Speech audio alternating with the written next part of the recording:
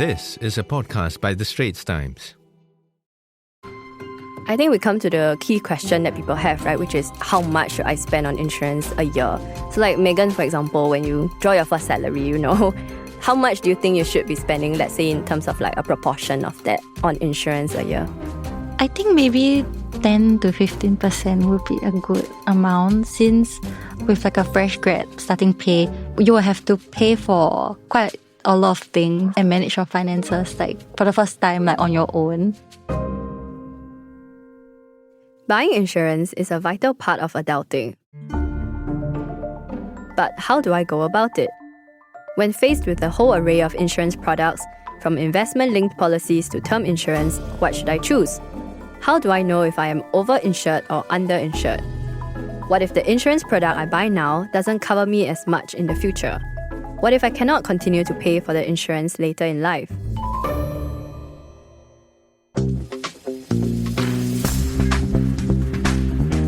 Hi, I'm Suen Tan, and you're listening to Headstart On Record.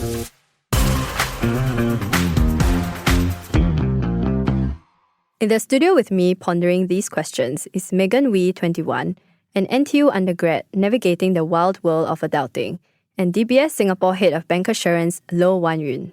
Welcome to the show. Okay, so for Wanyun, the expert in the room, could you first tell us about the different types of insurance?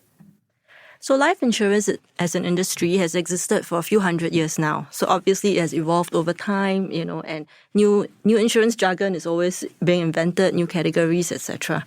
But in the Singapore context, really, there are 4 to 5 main categories that you should keep in mind when you think about insurance.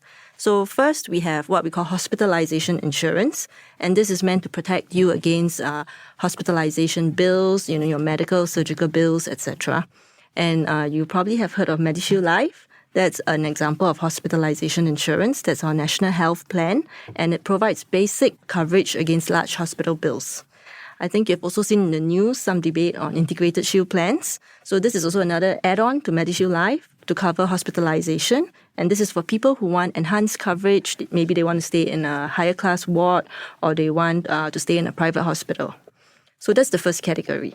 So second category really, is critical illness insurance, which is definitely critical, So when we think of critical illness insurance, I think in the recent news, there was also an article that said that cancer is now the number 1 leading cause of death in Singapore. So with critical illness insurance, I think that really helps you in the case, if you're unfortunately diagnosed with a serious illness like cancer, heart attack, stroke, etc. So in that case, you will get a payout that is meant to tide you through your recovery. Because after all, when you're sick and you're recovering, peace of mind is really, really priceless at that point in time. And the last thing you want to have to worry about is, do I need to go to work today, and how do I keep up with those day-to-day bills? And then moving on, the third category is what I recommend for people who have dependents. So dependents means, your parents or your children, people who are financially dependent on you, and that you're responsible for. So when you have dependents, then you have to think what happens to me actually affects their lives a lot. So in that case, term life insurance comes in as a solution, because in case of death, your family will be able to get the death benefit, and that will help them to be able to sustain their lifestyle, even after you're gone. And definitely if you have a mortgage, right, I highly encourage you to look at mortgage insurance. And what mortgage insurance does is in case of death, the payout can be used to pay off the outstanding mortgage loan, and your family won't have to worry about making those monthly mortgage payments, and they will continue to have a roof over their heads. And then lastly, there's this broad category of what we call bundled insurance, because insurance has also evolved to meet changing needs. So we do have insurance that is bundled with a savings element. So these are things like endowment plans, whole of life plans, where your premiums are used to put into a fund that the insurer manages, and this compounds over time and helps you to achieve certain financial goals. And in the bundled category, we also have insurance that's bundled with investments. So that's investment-linked plans, where your premiums are put towards an investment. This is likely to be a unit trust, and over time, this will grow with the market. And if the market underperforms, of course, there's some element of investment risk that you're taking. So these are the broad categories of life insurance. And then more generally, you have things like travel insurance, I'm sure, Megan and our listeners all do travel a lot. And with increased travel comes increased risk of bad things happening like missing baggage, cancelled flights, delayed flights, etc. In fact, one of my colleagues was just telling me recently that, when she went to Korea last year, she went without travel insurance. And then, this is what normally happens, when you go without sometimes. What happened was that she got hit by a freak snowstorm at the airport and all the flights were cancelled and she was not covered. And that was when the regret started creeping in and she had to fork out a hefty sum just to get herself on a flight to come back. So I think insurance, is a conversation where it's great to start young. I'm really glad to be here with you guys, because when you start young, your premiums are generally lower, your health condition is better. And, you can start small and then build up coverage, as you go along. Wow, so that's a really, really comprehensive overview of insurance. So thank you very much for that. And having heard all of that, Megan, could you tell us a bit about the sort of insurance you now have? And also, what do you know of insurance at this point in your life? Like, what does it mean to you? Yes, so I currently have life, health, and education insurance. I figured this out after checking with my dad. Okay. So what I understand is that, like you mentioned, like life insurance is for like situations where if you find yourself in like critical condition or you face like a sudden death and then there's like coverage for your family. And health insurance is to like fund medical treatments. Like if I have to get a scan at the hospital, like my insurance can cover the cost for that. And finally, the education insurance plan that my parents got for me is to build up a sum of money that is sufficient to pay for my entire education journey in the event that they are unable to fund it anymore. Yeah. And this, I heard, just matured last year. Yeah. And yeah, so I guess my general understanding of insurance is that it provides a safety net that one can fall back on in the face of unprecedented situations. But given that there are so many different types of insurance and so many different insurance companies, it feels quite overwhelming, especially since I'm only just about to become an adult. So I'm not sure where to look for the right information and how to get started. Yeah, and I guess that leads really nicely into, Wanyun, what sort of advice would you give then to young people? Because you say start young and all that, right? But let's say they're a first jobber or even still an undergrad, like maybe job hunting after they've just graduated. What kind of insurance should they buy first of all? Yeah, so it sounds like, Megan, you have it, all the basics covered, right? And I do think that when you first start out, it's actually quite a personal decision as well, what you prioritize and how you express that through your insurance planning. So really, it's kind of like the airplane safety videos, right? They always tell you put on your oxygen mask first, before you help others. So I think at this stage, when you just gotten your first job, your first paycheck, it's really about learning to stand on your own 2 feet and not be dependent, on other people. So I would advise you look at things like hospitalisation insurance to make sure that you can handle those large hospital bills, and also critical illness plans. Because in the unfortunate scenario, and we do know that the prevalence of such serious illnesses can hit at any age, So really, at least for me personally, when I first started work, it was really important for me to make sure that I could manage my finances on my own. And covering these 2 key unexpected events, having the safety net there, was really important to make sure that I could build on my career, to build on, my savings and my financial planning. Okay, and I guess for people who are first jobbers as well, right? Because some companies have a corporate insurance plan. So maybe they think that they are already covered and they do not need additional, for example, hospitalization plans. So what's your take on that? Do you think that there is such a thing as duplicating coverage or maybe being over-covered? Yeah, I think company insurance and personal insurance, I think this is the question we get a lot, right? And for company insurance, we do see that there is a wide range of coverage. There are some companies that provide very basic coverage, and there are some that are highly comprehensive. But before you make a decision on whether or not, it makes sense to just forego personal insurance, I think there are a few things to think about, right? First off, right, is do you want to be solely dependent on your employment for insurance coverage? Because a lot of things can happen, and in the unfortunate event that you lose your job, actually it could be voluntary or it could be involuntary. Do you want to be exposed to a situation where you have no insurance coverage? Because at that juncture, when you start looking for personal insurance, your health condition might have changed, you'll be older, and you might end up with personal insurance that maybe has a lot of exclusions, if your health is not so good at that point in time, or it could just be pricier, even if there are no exclusions. So that's one thing to think about. Do you want to only be reliant on one safety net.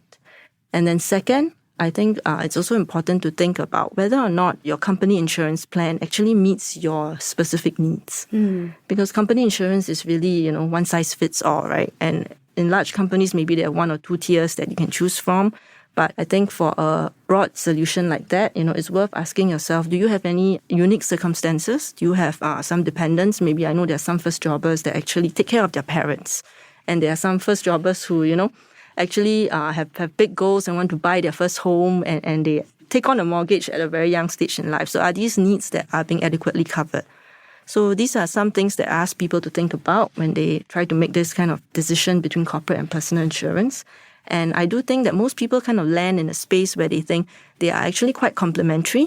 And, you do need different lines of defense, depending on your life stage and your circumstances. Okay, yeah, that was really helpful. And I think we come to the key question that people have, right, which is how much should I spend on insurance a year? So like Megan, for example, when you draw your first salary, how much do you think you should be spending, let's say in terms of like a proportion of that on insurance a year? I think maybe 10 to 15% would be a good amount, since with like a fresh grad starting pay, you will have to pay for quite a lot of things and manage your finances like for the first time like on your own. So you have to cover your own like daily necessities, and if you want to give your parents allowances, you have to do that also, and start to pay like taxes, like personal income tax. And also you might want to spend on like hobbies and other like long-term and bigger ticket items. So I guess 10 to 15 would be like a safe amount, since it's like not too much but not too little. Yeah. Okay. So for the expert, what do you think? I think that's a great answer, Okay, yeah. Yeah, so sometime early last year, in fact, the government, MAS, CPF, and the industry associations, the Association of Banks and the Life Insurance Association of Singapore, came together to provide people with some kind of a guideline on how much you should be spending on insurance, what kind of coverage, you need. These are general guidelines, of course, and they came up with spending not more than 15% of your take-home pay on insurance that's meant for protection. So I think, Megan, you got it pretty spot on, 10 to 15%. Okay. Yeah, and really what this means, right, is that you should look at your affordability and you can prioritize based on it, right? Because after all, it must be an amount that you are comfortable with, because you have to sustain these payments for the long term. So there's no point overstretching yourself, and then instead of insurance giving you peace of mind every month or every year, when you make your premiums, you are stressed about making them and at risk of losing your coverage. So it's very important to make sure that you have set aside a budget for it and it's sustainable. And then definitely, insurance is that safety net. So don't be too obsessed with it, because after all, it is meant to let you live your life, pursue your goals and your dreams while protecting you against the unexpected. Yeah, that's also a really important point, right? About not overstretching yourself, especially when you are young and you first start, and then I guess later your commitments build, or you want to get a house, or you want to start a family, and you realize, I can't actually pay that amount. And I guess there has also been conversation around experiences with insurance agents, right? Maybe they upsell products, or they're asking you to pay for something that you cannot afford, or maybe you can afford at this point in time, but just a few years down the line and you will no longer be able to afford that. Megan, have you had any experiences with agents, and what have they been like? I have had some brief encounters with insurance agents, especially when I have no choice but to walk by them at the MRT station. Yeah. But I always manage to escape them, maybe because I also don't look like I'm of age to buy my own insurance. But they haven't left the best impression on me, because they feel a bit pushy or forceful for my comfort. And it seems like they work some kind of a sales job at the end of the day. So I'm not sure how much I can trust what they tell me. Like, I wouldn't know whether they hard sell me an insurance package. Yeah, I mean, that's really interesting that you say that, right? Because I guess in my own personal experience as well, there have been some really helpful agents who have given me exactly what I needed. And there are also the agents who have been inevitably quite pushy, I guess. Like, one that sticks to my mind is an agent that wanted me to buy quite an expensive critical illness plan that cost a couple of $1,000 a year. And when I asked for a cheaper plan, he said, this is affordable for you, it's just that you are not willing to pay. And in a way, I felt a bit gaslit, right? Because it's like, he doesn't know what commitments I have, what I might be saving for, the people I might be supporting in my life. So to make such a comment and try to get me to pay beyond what I was comfortable with, did feel like something that should not be the case. So, I mean, for Wanyun, how should young people navigate this, especially when they have so many different opinions and maybe different agents say different things? Sometimes the agents might even be their friends, right, who have also graduated alongside them. So how do they deal with the pressure to buy certain plans? Yeah, thanks for sharing those experiences. It sounds like both of you had quite similar encounters, or the general perception is there. But I do think that it is important, and I think that's what you did in your encounter, where you stood firm, right, to your budget and your affordability. After all, you know yourself best, you know your situation best. And of course, on an unlimited budget, we would all want the most comprehensive coverage, we would all want to stay in the best hospitals, etc.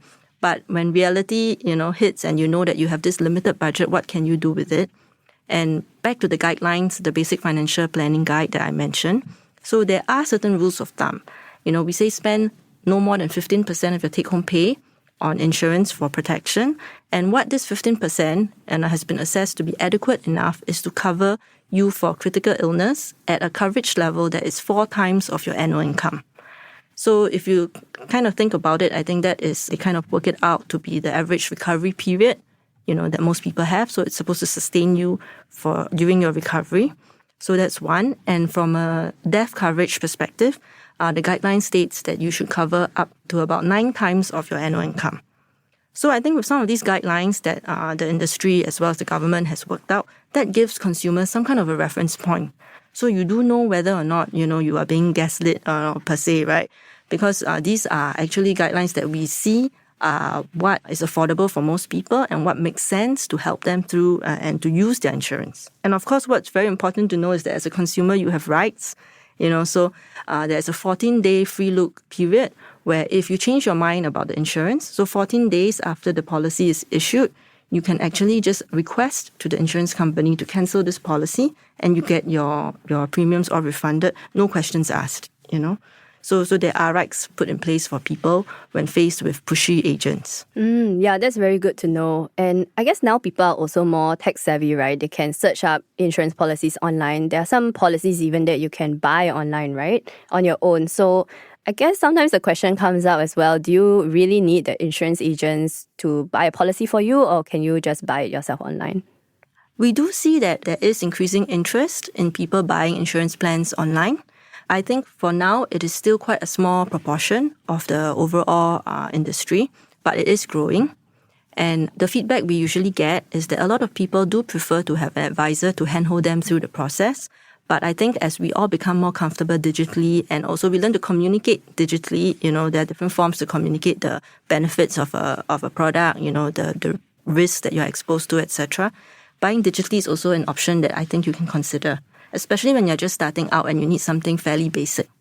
So Wanyun, we also often hear about ILPs, right, which I think you mentioned just now, the investment-linked insurance policies. Could you explain what they are and who they are for? So investment-linked policies are plans that actually combine investment with insurance. So on the investment side of things, that means that all your premiums or a large portion of your premiums are actually used to buy units in a unit trust. And so your policy value will grow or it might decline, in case of market downturn according to the performance of what you have invested in. So on the protection side of things, ILPs will provide a certain level of protection, and that is usually the higher of your policy value or a guaranteed death coverage. So that means if death occurs during times of when market is booming, for example, and your policy value is much higher than the guaranteed death benefit, you will benefit from reaping the fruits of investments. If your death occurs during the market downturn, then that's when the guaranteed death benefit comes in very handy because your dependents will not be subject to the market risk at that time and they won't have to make stressful financial decisions to decide whether to liquidate these underwater funds or not because they have the guaranteed death benefit to fall back on.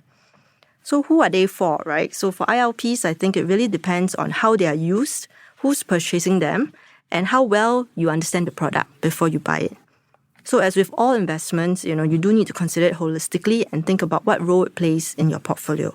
So some people find ILPs a very convenient way to practice disciplined investing. Every month, put in a certain amount, a few $100s, and it is invested for you. But on the other hand, ILPs also do require you to have a medium to long-term horizon. So that means probably about 8 to 10 years, 13 years, if not more. Because if you don't manage to sustain the premiums over the medium to long term, unfortunately, they come with high surrender charges. So you will lose some of what you've put in if you don't keep it in the policy over the minimum investment period.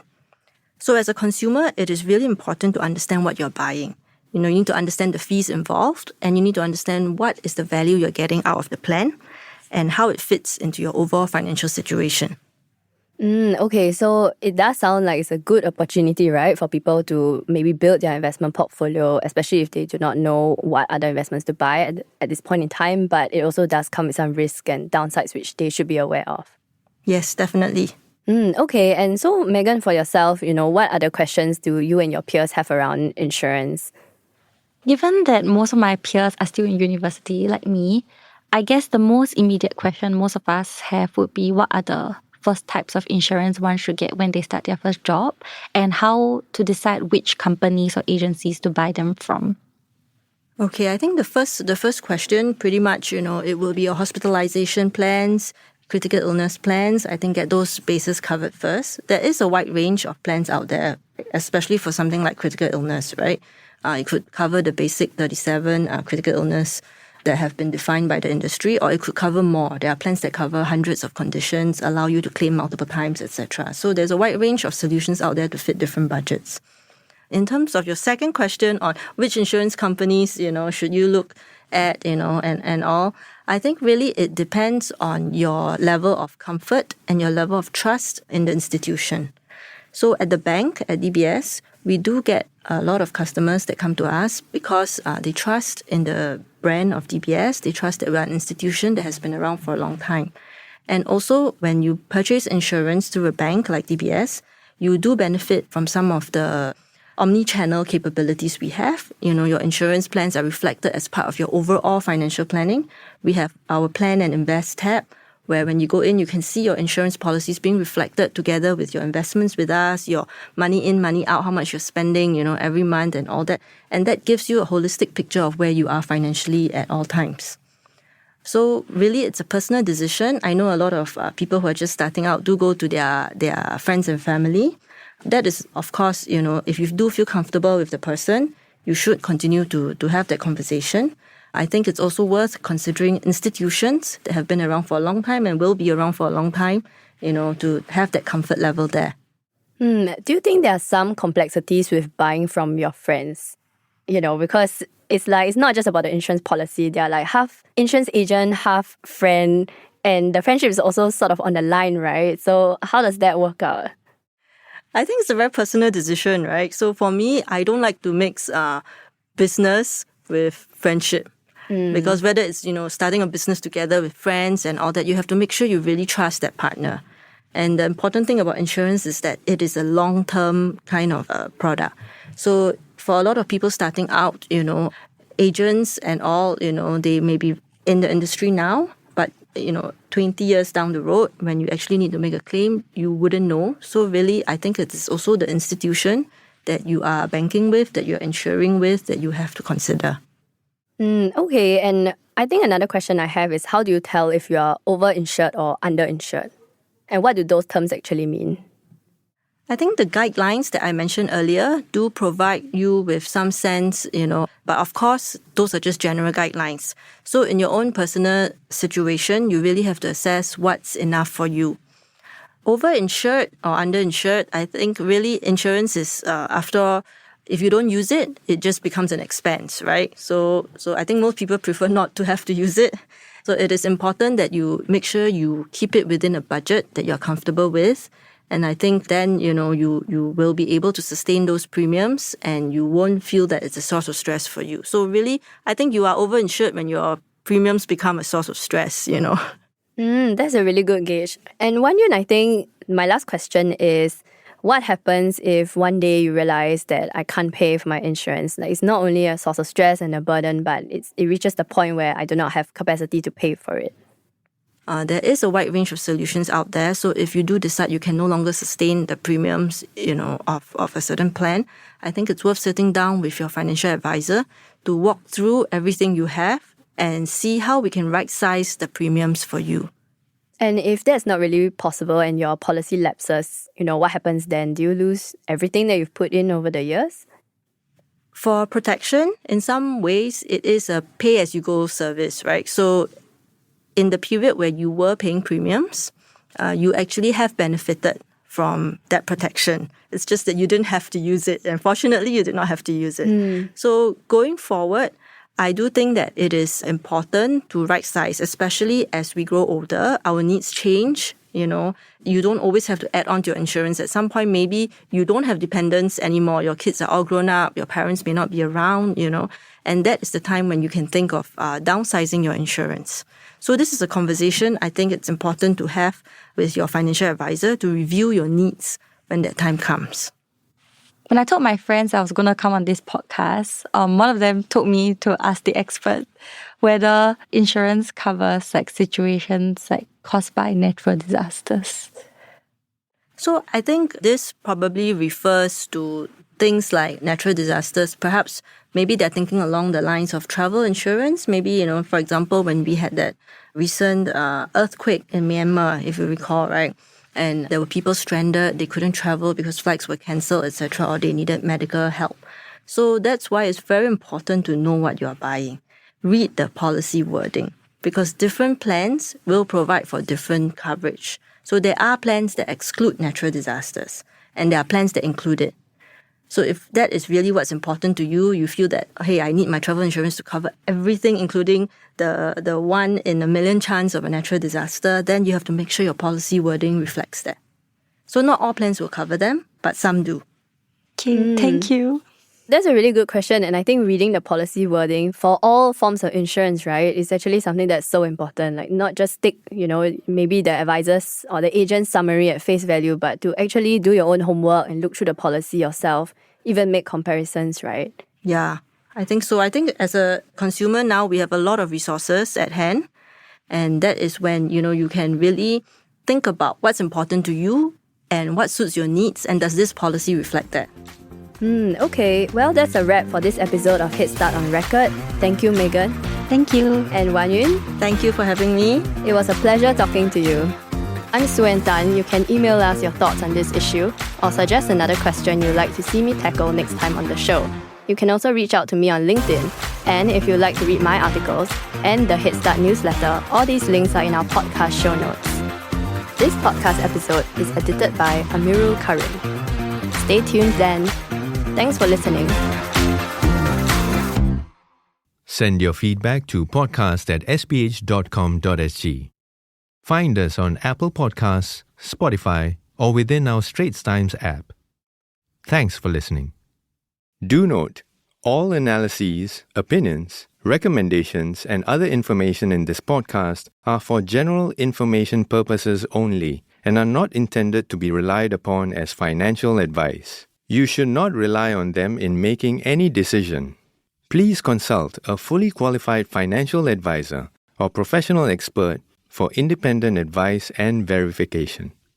To the fullest extent permitted by law, SPH Media shall not be liable for any loss arising from the use of or reliance on any analyses, opinions, recommendations, and other information in this podcast. SPH Media accepts no responsibility or liability whatsoever that may result or arise from the products, services, or information of any third parties. All opinions expressed by participants in this podcast are solely their own and do not reflect the opinions of SPH Media.